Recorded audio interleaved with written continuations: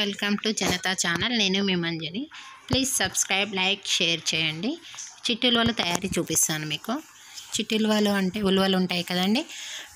ఒక half KG ఉలువలు తీసుకొని ఒక గిన్నెలో వేసుకొని చిన్న గ్లాసుడు వాటర్ వేసి ఉడికించాలి. టీ గ్లాసుడు వాటర్ సరిపోతుందండి. అది బాగా ఒక 10 minutes బాయిల్ అయ్యాక కొంచెం చిన్న మంటలో పెట్టి బాయిల్ చేయండి, స్లిమ్లో పెట్టి. అవి బాగా కలుపుతూ ఉండండి సిమ్లో ఉంచి. దీంట్లోనే కొద్దిగా కారం, కొద్దిగా అల్లం వెల్లిపాయ పేస్ట్, అలాగే ఈ రెండు వేసి బాగా కలపండి. అందులో ఉన్న వాటర్ వెళ్ళేంత వరకు కలుపుతూ ఉండండి. ఆ వాటర్ అన్నీ వెళ్ళిపోయాక ఒక చిన్న పేపర్ మీద ఆరవేసుకోండి ఈ ఉలువలని. కొద్దిగా ఆరుతుంటే ఒక పెంక తీసుకొని ఆ పెంక మీద ఉలువలు వేసి ఫ్రై చేయండి.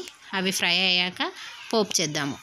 ఒక కడాయిలో ఆయిల్ తీసుకొని ఆయిల్లో జీలకర్ర, ఆవాలు వేసుకోండి పోపుకి. అలాగే పచ్చిమిర్చి కూడా వేసుకోండి. పోపుకి పచ్చిమిర్చి బాగుంటాయి. ఇవి ఎక్కువగా ఫ్రై అవ్వాలండి. అలాగే పల్లీలు కూడా ఫ్రై అవ్వాలి. ఆ పల్లీలు పచ్చిమిర్చి మంచిగా ఫ్రై అయ్యే తర్వాత దీంట్లోనే కొంచెం పసుపు వేసుకోండి. పసుపు వేసినాక బాగా కలుపుకోండి. అలాగే ఇందులోనే కొన్ని పుట్నాల పప్పు వేయండి. పుట్నాల పప్పు ఎక్కువగా ఉంటే ఉలువలు బాగా టేస్టీగా ఉంటాయండి.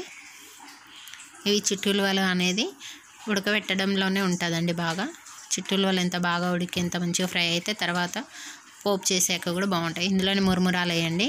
మరమరాల వల్ల ఇంకా టేస్టీ ఉంటాయి చిట్టి ఉలువలు. కంపల్సరీగా మరమరాలు వేసుకోవచ్చు.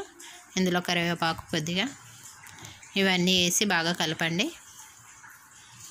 కలిపాక ఇందులో ఉలువలు వేసేసేయండి లాస్ట్గా. ఎందుకంటే ఆల్రెడీ మనం ఫ్రై చేసాం కదా ఉలువలు, అందువల్ల లాస్ట్కి వేసేసుకోండి.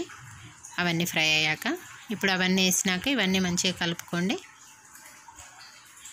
బాగా కలిపినాక సాయంత్రం స్నాక్స్, ఈవినింగ్ స్నాక్ చాలా బాగుంటుందండి. పిల్లలకి కానీ పెద్దలకి